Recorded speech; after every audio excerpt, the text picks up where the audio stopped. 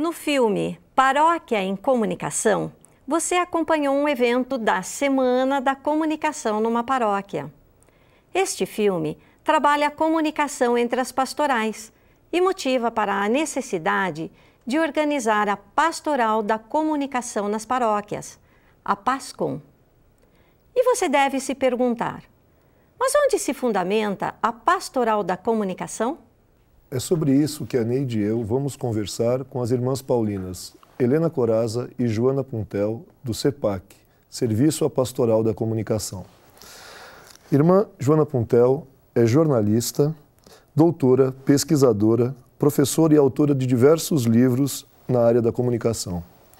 Irmã Helena Corazza, também jornalista, mestre em Ciências da Comunicação, professora e autora de livros nesta área, trabalha na formação de agentes pastorais. Para começar a nossa conversa, nós vamos falar aqui com a irmã Helena Corazza. Muito obrigada. Você poderia falar um pouco sobre a importância da comunicação na evangelização? Sem dúvida, a comunicação é importantíssima na evangelização, mas é importante também porque nós vivemos num mundo de comunicação. Ela faz parte do nosso cotidiano. Tudo praticamente passa hoje pelos meios de comunicação. E é bom lembrar sempre na Pastoral da Comunicação que nós somos pessoas em comunicação. Então precisamos sempre aprimorar a nossa comunicação em todas as pastorais, mas sobretudo nesse campo específico que é a Pastoral da Comunicação. E a igreja tem uma longa história nesse sentido de estudos e de implantação da Pastoral da Comunicação. Por isso que a cada vez mais nós procuramos nos organizar, estarmos preparados para que a evangelização esteja muito permeada pela comunicação e a comunicação seja evangelizadora. Irmã Joana, a irmã Helena estava falando com a gente agora a respeito da igreja e a comunicação, a importância da comunicação. Eu gostaria que a senhora aprofundasse um pouco nessa questão de como a igreja, a postura da igreja na área da comunicação e os principais documentos que já foram publicados pela igreja sobre esse assunto. Pois é, essa indispensabilidade da comunicação na evangelização a que se referia a irmã Helena, ela tem realmente uma longa trajetória na vida da igreja, porque nós sabemos que a igreja sempre se interessou pela comunicação. A questão mesmo é o como ela se interessou, não é?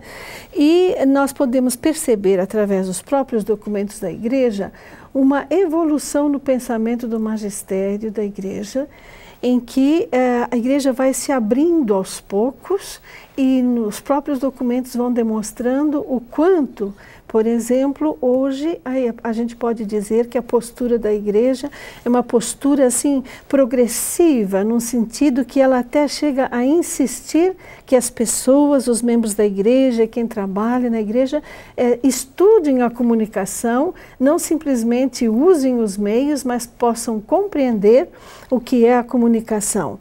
E porque a evangelização não pode, então, prescindir dela. Nós temos, assim, muitos documentos, desde documentos ainda antes do 1400 e pouco, nós temos um documento sobre a imprensa, mas depois, é a partir especialmente de 1936, com Vigilante Cura, etc., que temos documentos assim impressionantes como a igreja, na sua posição de época, muitas vezes moralista, etc., ela também, através dos documentos, ela não foi abdicando de dizer para as pessoas os princípios, ela não abdicou dos princípios que a igreja deve seguir, por exemplo, ética, mas ela foi sempre progredindo no incentivo das formas, tanto que hoje a igreja está de cheio procurando compreender o que é, digamos assim, as mídias sociais, as redes sociais.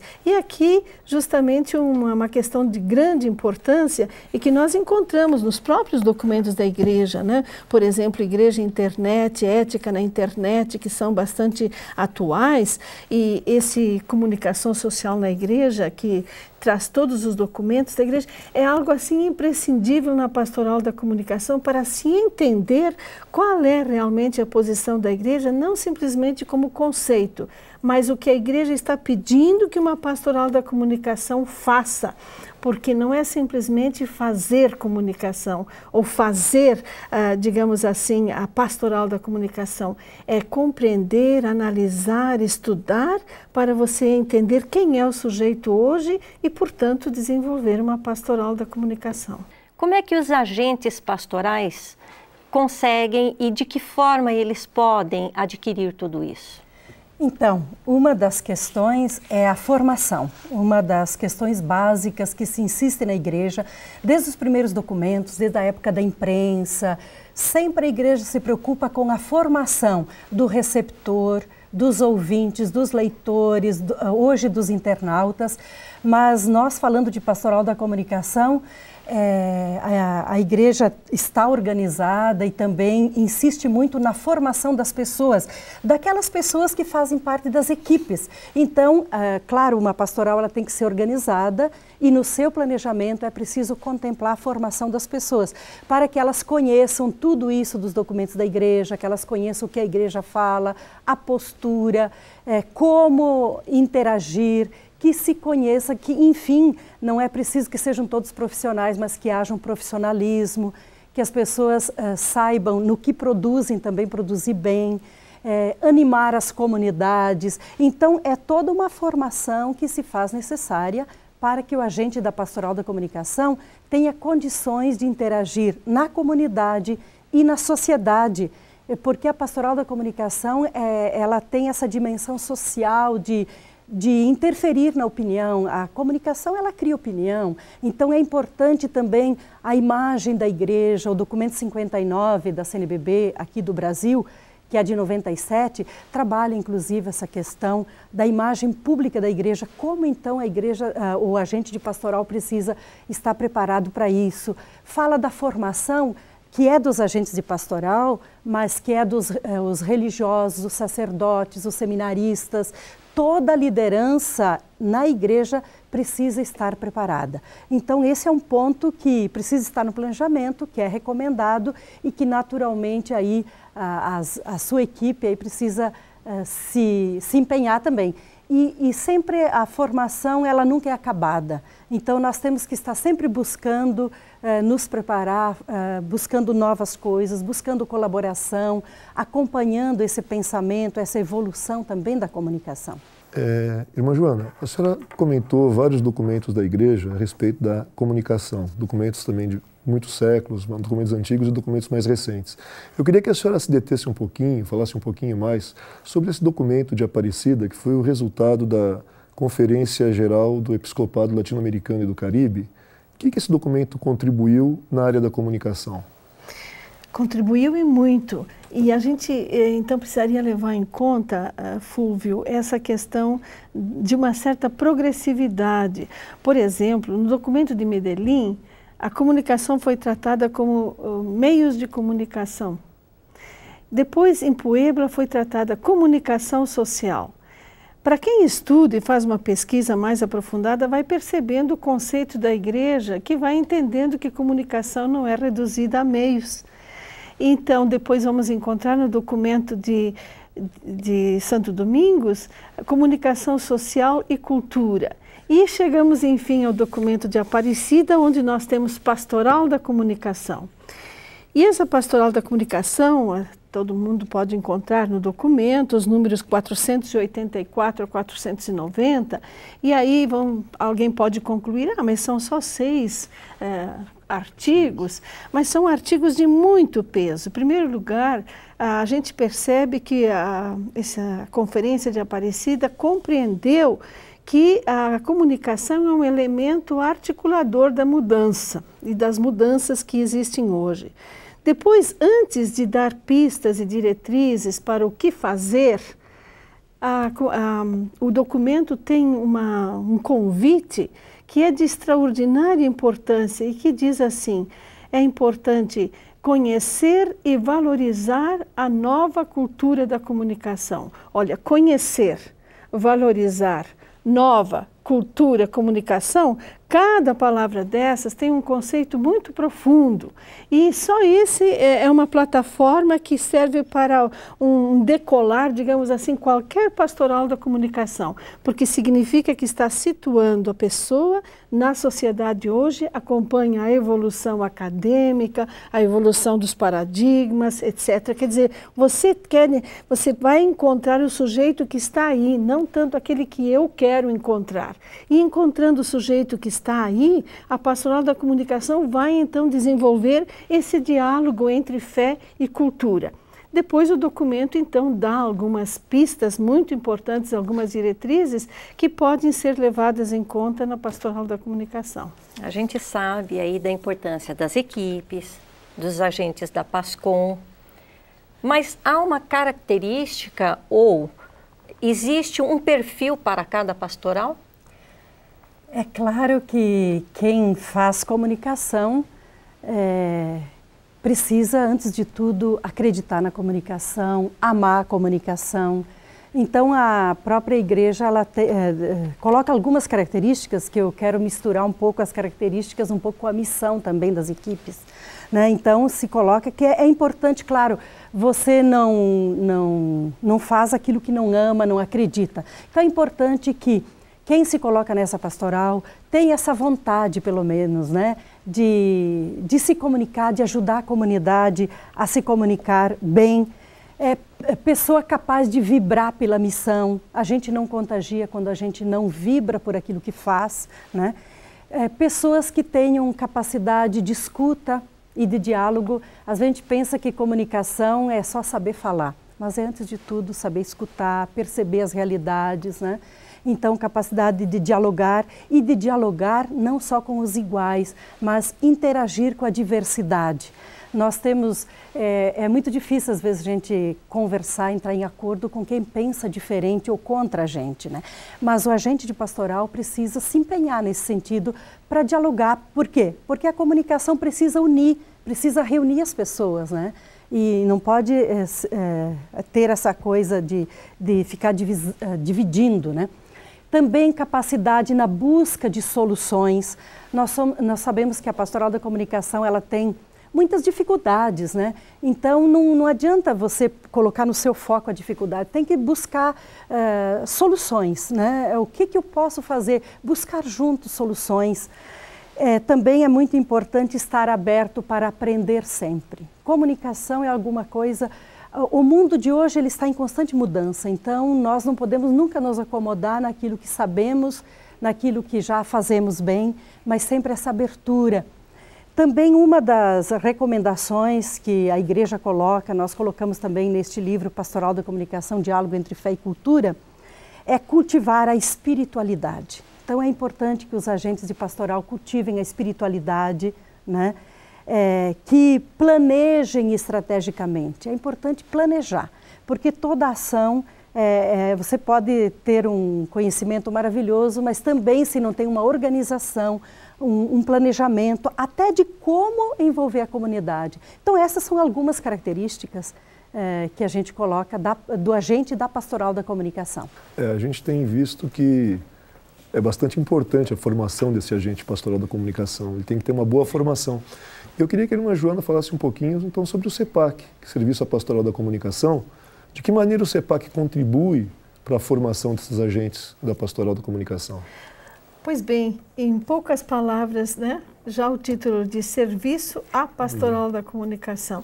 Então, o CEPAC é um constante serviço para formar agentes de pastoral. Naturalmente que ele não se dirige somente aos agentes de pastoral, mas no fundo, a gente pode dizer que é o lugar privilegiado aonde as pessoas podem se preparar e os conteúdos, e aí é muito importante. Então, nós no CEPAC não simplesmente ensinamos a manejar os instrumentos, etc., mas a criar e também os conteúdos, a discutir e levar adiante aquilo que nós chamamos como processo de comunicação, de maneira que os agentes de pastoral, através do CEPAC, eles ficam se sentindo não só corajosos, mas competentes, não é? para levar adiante uma evangelização com muita profissionalidade, com muita cultura e ajudando, inclusive, na construção da cidadania, hoje no Brasil. Nós agradecemos, então, a presença das irmãs Joana Puntel e Helena Corazza e convidamos você, que quer saber mais sobre a Pastoral da Comunicação, a visitar os sites que estão indicados neste DVD. E que você também possa animar e organizar a Pastoral da Comunicação na sua comunidade. Obrigado.